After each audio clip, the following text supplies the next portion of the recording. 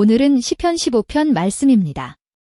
다윗은 지난 시편 14편에서 우리 인간은 너무나도 부패하고 타락해서 영원히 죽을 수밖에 없는 존재라고 선포하고 있고, 이런 인간에 대한 하나님의 심판에 대해서 또 영원전 택하신 그 독생자 보혈의 공로를 통하여 구원받게 될 하나님 백성의 복에 대해서 선포하고 있는 것을 보았습니다. 다윗은 다시 한번 더 오늘 본문을 통해 우리 인간이 너무나도 부패하고 타락해서 하나님 앞에 나아갈 수도 없고 또 그 나라에 들어갈 수도 없다고 한다면 대체 그 어느 누가 하나님 앞에 나아갈 수가 있고 또 그 나라에 들어갈 수가 있겠는가? 라는 수사학적 질문을 통해서 오직 그 독생자, 보혈의 공로를 믿는 자만이 가능하다고 역설하고 있습니다. 그런데 자칫 이런 다윗의 선포는 그러면 모세에게 주신 하나님의 율법은 무엇이냐? 모세의 율법은 어떤 기능, 어떤 역할을 한다는 것이냐? 라고 하는 반론과 의문을 불러일으킬 수도 있을 것입니다. 왜냐하면 모세오경은 이 율법을 지키는 자마다 하나님 앞에 나아갈 수도 있고 또 그 나라에 들어갈 수도 있는 것처럼 말씀하고 있기 때문입니다. 이에 대해 다윗은 다만 이 율법이라고 하는 것은 죄가 무엇인지를 알려주고 깨닫게 해줌으로써 우리 인간은 죄로 인해 영원히 죽을 수밖에 없는 존재라는 것을 알게 해주고 장차 하나님께서 보내시는 메시아 그 독생자, 보혈의 공로를 믿을 수 있도록 인도해 주시기 위해서 주어진 것이라고 선포하고 있습니다. 그러면 이에 대해 어떻게 말씀하고 있습니까? 오늘은 이에 대해서 알아보고 은혜를 나누고자 합니다. 먼저 오늘 본문은 우리 인간은 너무나도 부패하고 타락해서 하나님 앞에 나아갈 수도 없고 또 그 나라에 들어가서 거주할 수도 없는 존재라고 선포하고 있습니다.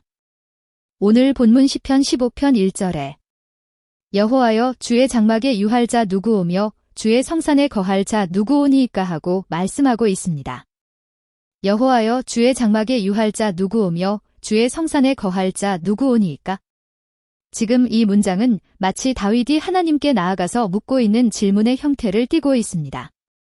그렇지만 이 질문은 하나님으로부터 그 어떤 대답을 기대하지 않고 오히려 다윗이 말하고자 하는 바를 강조하고자 하는, 아니, 어쩌면 지난 14장에서 이야기했던 우리 인간의 부패와 타락을 다시 한 번 더 상기시켜주고 그 결과를 강조하고자 하는 수사학적 질문이라고 할 수 있습니다.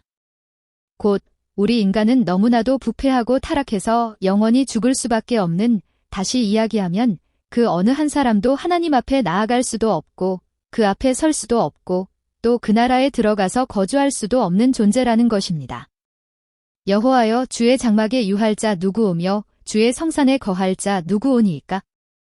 여기에서 이 주의 장막이라고 하는 것은 주의 집, 주의 거처, 주의 처소라고 할 수 있는데 이는 그 뒤에 이어지는 주의 성산, 곧 주의 거룩한 산과 서로 대꾸적으로 사용되어서 서로의 의미를 보충 설명해주고 있습니다. 곧 여기에서 이 주의 장막, 주의 성산이라고 하는 것은 1차적으로는 하나님의 임재처소인 성막을 가리키고 있다고 할 수도 있겠지만 궁극적으로는 하나님께서 거하시는 하나님 나라를 상징하고 있습니다. 곧 지금 이 말씀은 과연 그 어느 사람이 하나님 앞에 나아갈 수가 있겠으며 하나님 앞에 설 수가 있겠으며 또 그 나라에 들어가서 영원히 거주할 수 있겠느냐는 것입니다. 어떻습니까?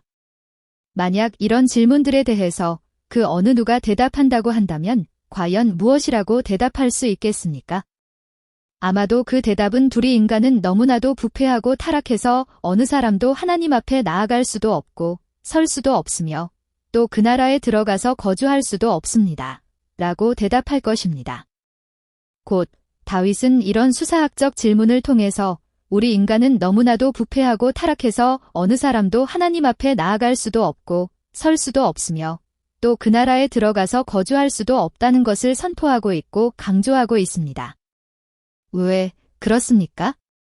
왜 우리 인간은 어느 사람도 하나님 앞에 나아갈 수도 없고 설 수도 없고 또 하나님 나라에 들어갈 수도 없는 것입니까? 왜냐하면 하나님은 죄에 대해서 대단히 진노하시고 분노하시고 돌격하시고 심판하시기까지 하시는 분이시기 때문입니다. 아니, 하나님은 죄에 대해서 대단히 미워하시고 싫어하시고 경멸하시고 또 함께 하실 수가 없으신 분이시기 때문입니다. 이는 마치 우리가 저 징그러운 뱀을 보게 되면 그 본능적으로 혐오하고 미워하고 피하고 멀리하는 것과 같다고도 할 수 있습니다. 저도 길을 가다가 우연히 뱀을 만나게 되면 대단히 혐오하고 미워하고 분노하고 피할 뿐만 아니라 야 이놈의 뱀이라고 하면서 그 놀란 마음에 돌을 던져서 복수하기까지 하는 것을 보곤 합니다. 하물며 그 뱀을 집안에까지 들여와서 자기 앞에다가 두고서 기뻐하면서 그 뱀과 함께 놀아주고 또 그 이부자리까지 들여와서 함께 자는 그런 사람이 어디 있겠습니까? 이는 아무도 없는 것입니다. 이는 하나님도 마찬가지입니다.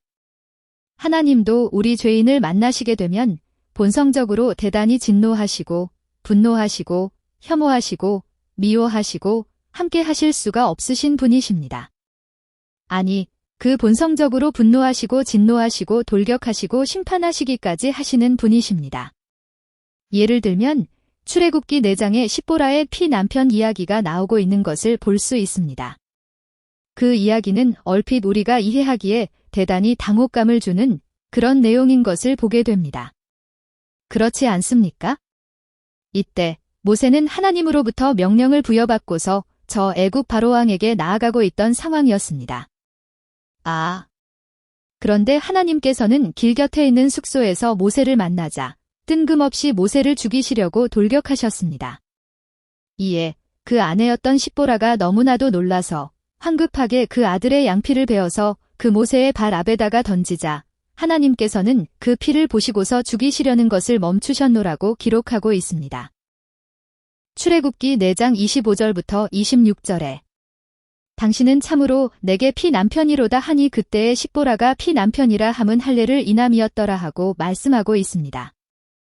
여기에서 이 피 남편이라고 하는 것은 그 아들의 할례를 통해서 다시 이야기하면 그 아들의 피 흘림을 통해서 다시 얻은 남편이라는 말입니다. 지금 이 이야기는 우리에게 많은 것들을 알려주고 있습니다. 곧 하나님은 죄가 있는 우리 자연인을 만나시게 되면 대단히 진노하시고 분노하시고 돌격하시기까지 하시는 분이시라는 것을 알려주고 있습니다. 곧 이 이야기는 하나님께서 그 얼마나 이 죄에 대해서 미워하시고 싫어하시고 멀리하시며 돌격하시는 분이신가를 잘 보여주고 있습니다. 또 그러면서 동시에 이 이야기는 장차 하나님께서 행하실 그 구원 사역의 모습을 예표적으로 잘 보여주고 있습니다. 곧 하나님께서는 장차 때가 되면 그 독생자를 보내주시어서 십자가에 달려 피 흘려 죽게 하심으로 그 진노의 대상인 그 분노의 대상인 우리 죄인을 용서해 주셔서 다시 살려주실 것을 보여주고 계십니다. 다시 말해 그 십자가 피 흘림을 통해서 저 영원한 지옥 불목 가운데 떨어지게 될 우리 인간을 저 영원한 천국으로 인도해 주실 것을 예표적으로 보여주고 계신 것이라고 할 수 있습니다. 이는 다시 이야기하면 하나님께서 그 모세의 사역에 앞서서 과연 이 모세를 통해 행하시게 되는 사역의 본질은 무엇이고 또 과연 그 사역이 그 어떤 결과를 가져오게 될 것인지를 예표적으로 압축해서 보여주고 계시다고 할 수 있습니다. 어쨌거나 이렇듯이 하나님은 죄에 대해서는 대단히 진노하시고 미워하시고 함께 하실 수가 없으신 분이십니다. 그러므로 우리 자연인이 하나님께 나아가고 그 앞에 서고 또 그 나라에 들어가서 영원히 하나님과 함께 거한다고 하는 것은 결코 불가능한 것입니다. 다시 말해 우리 인간은 그 누구나 죄로 인해 하나님으로부터 심판을 받고 영원히 죽을 수밖에 없는 저 영원한 지옥 불목 가운데 떨어질 수밖에 없는 존재인 것입니다. 여호와여 주의 장막에 유할 자 누구오며 주의 성산에 거할 자 누구오니이까? 그러면 과연 어떤 사람이 하나님께 나아갈 수도 있고 설 수도 있고 하나님 나라에 들어가서 영원히 거주할 수도 있다는 것입니까?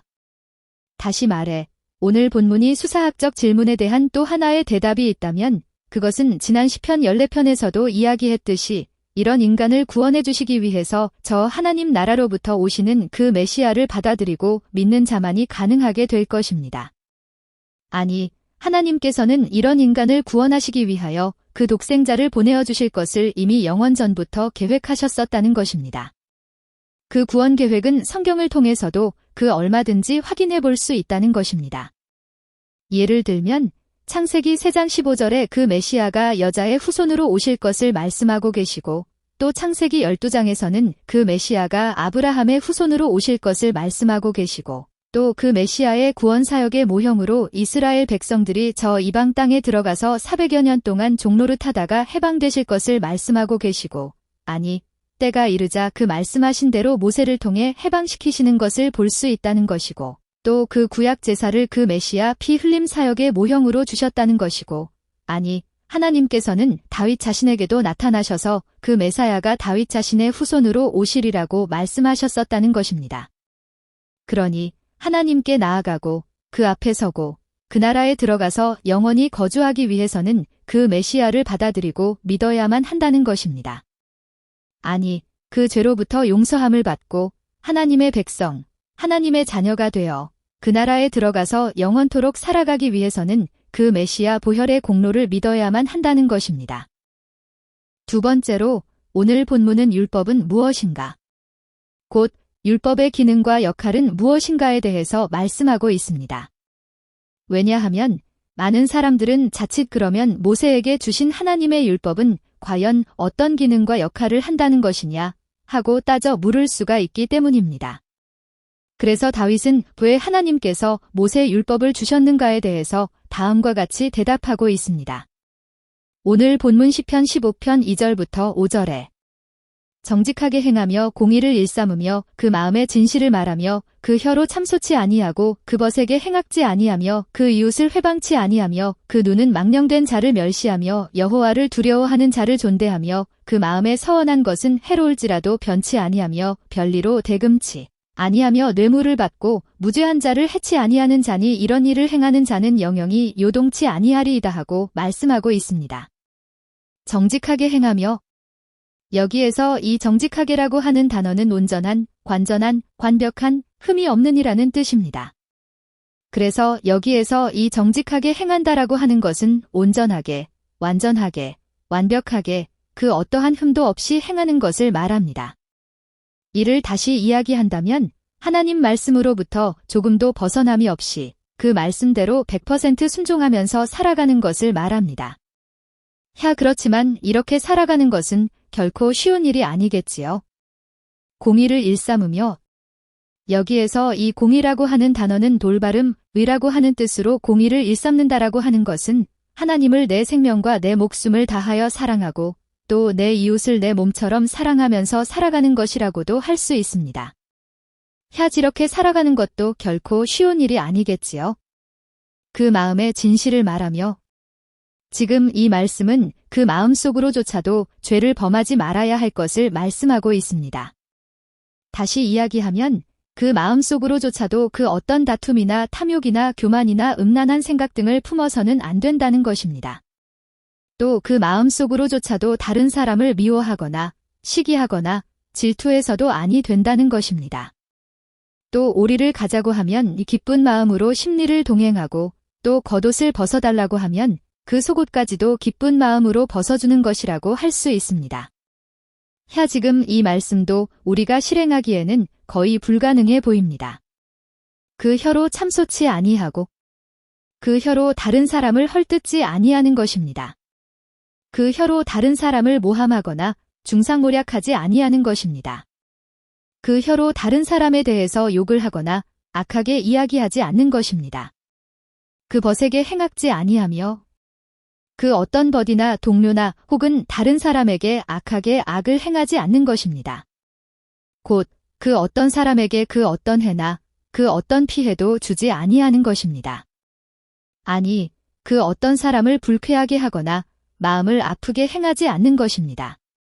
그 이웃을 회방치 아니하며 다른 사람을 비웃거나 비난하거나 조롱하지 않는 것입니다. 다른 사람을 못살게 굴거나 방해하거나 회방하지 않는 것입니다. 그 눈은 망령된 자를 멸시하며 여호와를 두려워하는 자를 존대하며 여기에서 이 망령된이라고 하는 단어는 거절하다, 거부하다, 멸시하다라는 뜻입니다. 그래서 여기에서 이 망령된 자라고 하는 것은 하나님에 의해서 거절된 자, 하나님으로부터 거부된 자, 곧 하나님에 의해서 멸시된 자를 가리킵니다. 예를 들면 늘 하나님을 욕하고 비웃고 멸시함으로 인해 하나님으로부터 거절되고 거부되고 멸시를 당하게 된 자라고 할 수 있습니다. 조금 더 구체적인 예를 들자면 하나님께서 크게 진노하시고 분노하시는 동성연애를 아무런 거리낌이 없이 행하는 자도 여기에 포함된다고 할 수 있고, 또 이 동성애를 지지하고 이 동성애자들과 함께 발을 맞추는, 함께 협력하는 자들도 하나님으로부터 거절되고 거부되고 멸시를 당하는 자들이라고 할 수 있습니다. 또 하나 더 예를 들자면 좋은 것이 좋은 것이라고 하면서 그 석가탄생일에 저 절 위에 올라가서 그중들과 함께 그 우상을 향해서 절을 하고 교제를 나누는 사람들도 있습니다. 하나님은 이런 우상을 숭배하는 자들에 대해서 대단히 진노하시고 분노하시고 계시는데, 마치 이를 비웃기라도 하듯이 이런 자들과 함께 발을 맞추고 함께 웃고 떠들면서 그 교제를 뜨겁게 행하는 사람들이 있습니다. 이럴 때 하나님의 심정이 어떠하겠습니까? 아마도 그 속에서 천불이 나시고 그 콧김을 풀풀 내내 뿜으시면서 대단히 진노하실 것으로 생각합니다. 그러므로 오늘 본문은 바로 이런 자들과는 함께 발을 맞추어서도 아니 되고 함께 웃고 떠들어서도 아니 되고 오히려 오직 하나님의 편에 서서 하나님과 함께 그런 자들을 멸시하고 대적해야 할 것을 말씀하고 있습니다. 반면에 하나님을 두려워하고 경외하고 하나님 편에 서서 굳세게 살아가는 사람이 있다고 한다면 그런 사람과는 함께 발을 맞추고 그런 사람에 대해서는 존귀하게 여기고 적극적으로 도와주고 협력해야 할 것을 말씀하고 있습니다. 그 마음에 서원한 것은 해로울지라도 변치 아니하며, 또 많은 사람들이 자기 자신들이 아쉬워서 기도를 드릴 때는 그 어떤 서원을 드려놓고서도 그 기도 응답이 오면 그 서원을 손바닥을 뒤집듯이 쉽게 뒤집어버리는 사람들이 있습니다. 가령 그 전날 저녁에는 하나님께 나아가서 기도를 드릴 때, 하나님, 제 질병을 고쳐주시면 제가 153교회에 가서 봉사하겠습니다. 그러니 제발 고쳐주옵소서 하고 기도해놓고서 정작 그 질병이 나으니까 다음날 아침에는 어떻게 이야기합니까? 아내가 153교회에 가서 봉사하는 것이 과연 하나님의 뜻이 맞는지 다시 한번 물어보아야겠다 하고 그 서원을 아주 가볍게 내던져버리는 그런 사람이 있습니다. 그렇지만 이처럼 행하는 것은 그 기도를 들어주시고 응답해주시는 하나님을 심히 우롱하고 비웃고 멸시하는 행위라고 할 수 있습니다. 그러므로 성경에서는 오늘 본문에서처럼 한 번 드린 서원은 비록 그 서원이 자기 자신에게 큰 손해가 난다고 할지라도, 비록 그 서원이 자기 자신의 몸을 피곤하게 한다고 할지라도 반드시 지켜야 할 것을 말씀하고 있습니다. 별리로 대금치 아니하며, 지금 이 말씀은 그 어떤 사람이 나를 찾아와서 돈을 빌리고자 한다면 아무런 이유도 묻지 말고 조금의 이자도 받지 말고 그냥 빌려주라는 것입니다. 어떻습니까? 과연 이렇게 행할 수 있는 사람이 있습니까? 그 어떤 사람이 나를 찾아와서 큰 액수의 돈을 빌려달라고 한다면 전혀 이자도 받지 아니하고 그 얼마가 되었든지 다 빌려줄 수가 있습니까? 그렇지만 이렇게 행하기는 절대 쉽지 않은 일입니다. 왜냐하면 자칫때일 수도 있고 큰 낭패를 볼 수도 있기 때문입니다. 뇌물을 받고 무죄한 자를 해치 아니하는 자니.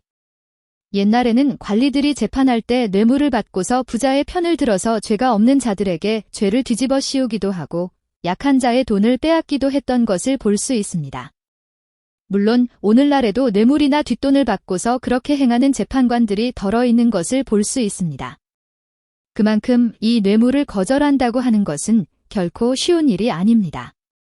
그냥 잠깐 눈을 감아주면 큰 돈이 굴러들어오고 생기는데 이런 일을 행하는 자는 영영이 요동치 아니하리라. 여기에서 저런 일을 행하는 자라고 하는 것은 지금까지 앞에서 이야기했던 이 10개의 계명들을 모두 다 지켜 행하는 자들이라고 할 수 있습니다. 그렇지만 여기에서 이 10개의 계명들은 제유법적으로 사용되어서 하나님의 모든 계명을 대표하고 있습니다. 곧 성경에는 글 행하라라고 하는 계명 248개와 글 하지 말라라고 하는 계명 365개를 합해서 총 613개의 계명이 있다고 알려져 있는데, 이런 율법 계명을 하나도 빼놓지 않고서 모두 다 지켜 행하는 자들은 그 구원받음에 있어서 조금도 흔들리지 아니하리라는 것입니다.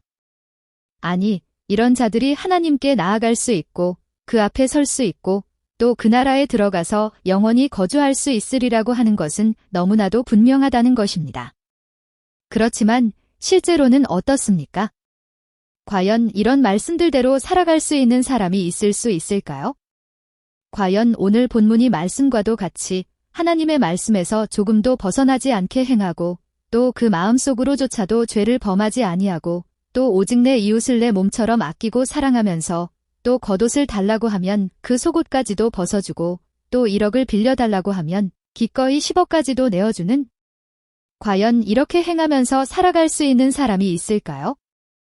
아마도 이렇게 행하면서 살아갈 수 있는 사람은 이 세상에 단 한 사람도 없을 것입니다. 그 어느 누가 이렇게 행하면서 살아갈 수가 있겠습니까? 그런데 오늘 본문은 바로 이처럼 살아가는 사람만이 하나님 앞에 나아갈 수도 있고 설 수도 있고 하나님 나라에 들어갈 수도 있는 것처럼 말씀하고 있습니다. 그렇지 않습니까?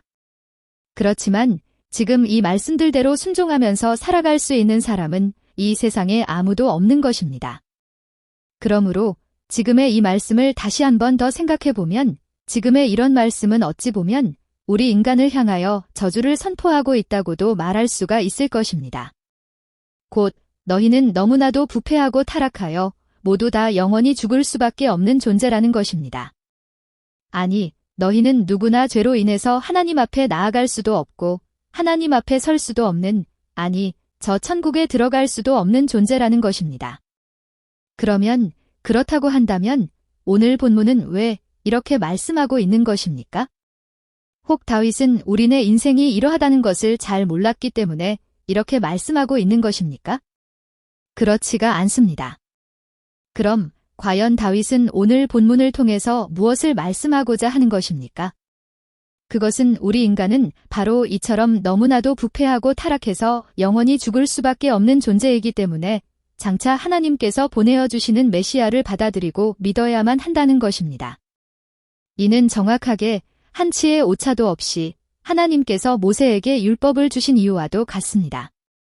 곧 하나님께서 저 모세에게 이 율법을 주신 이유는 우리 인간이 죄에 관해 알게 하고 깨닫게 함으로 또 이런 죄로 인해 우리 인간은 하나님으로부터 심판을 받고 영원히 죽을 수밖에 없는 존재라는 것을 알게 하고 깨닫게 함으로 장차 하나님께서 보내어 주시는 메시아를 믿음으로 구원을 받을 수 있도록 하시기 위함입니다. 이는 오늘 본문도 마찬가지라고 할 수 있습니다. 아니, 다윗도 정확히 이에 대해서 말씀하고자 하는 것입니다.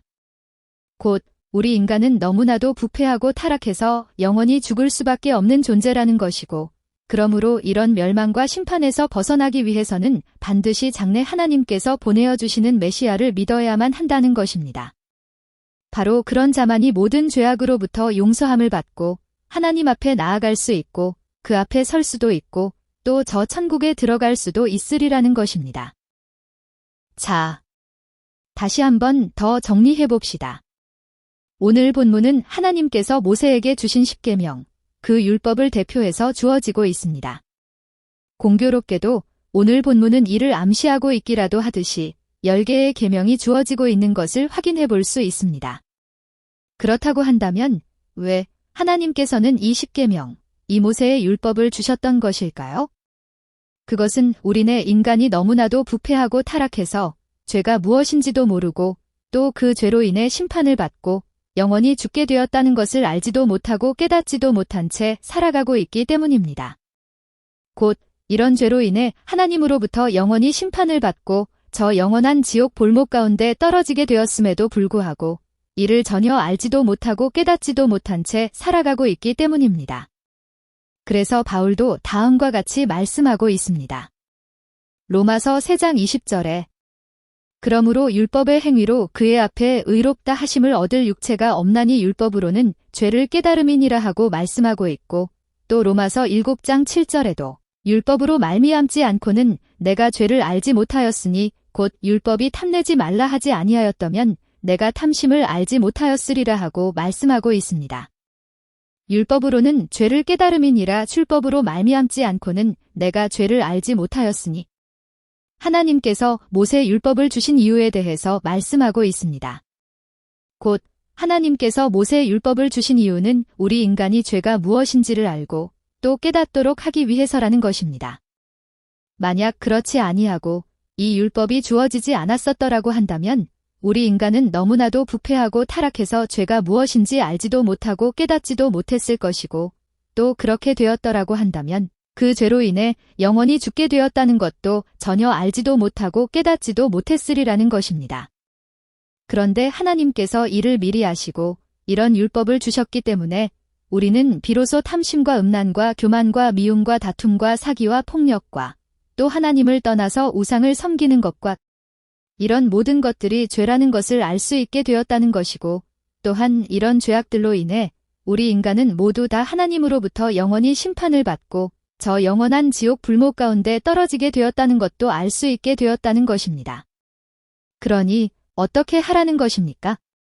그러니 우리 인간은 하나님께서 보내어 주시는 메시아 예수 그리스도 보혈의 공로를 믿음으로 구원을 받아야만 한다는 것입니다. 바로 이것이 하나님께서 모세 율법을 주신 이유라는 것입니다. 그렇습니다. 오늘 본문도 이에 대해서 똑같이 말씀하고 있습니다.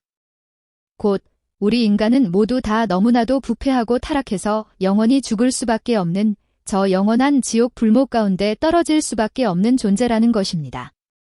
아니, 우리 모든 인간은 하나님 앞에 나아갈 수도 없고 그 앞에 설 수도 없는, 아니, 저 천국에 들어가서 하나님과 함께하려야 함께할 수도 없는 그런 존재라는 것입니다. 그러니 어떻게 해야 한다는 것입니까? 그러니 이런 인간이 하나님 앞에 나아가고 하나님 앞에 서고 또 저 천국에 들어가기 위해서는 오직 하나님께서 보내어 주시는 메시아 예수 그리스도 보혈의 공로를 받아들이고 믿어야만 한다는 것입니다. 여호와여 주의 장막에 유할 자 누구오며?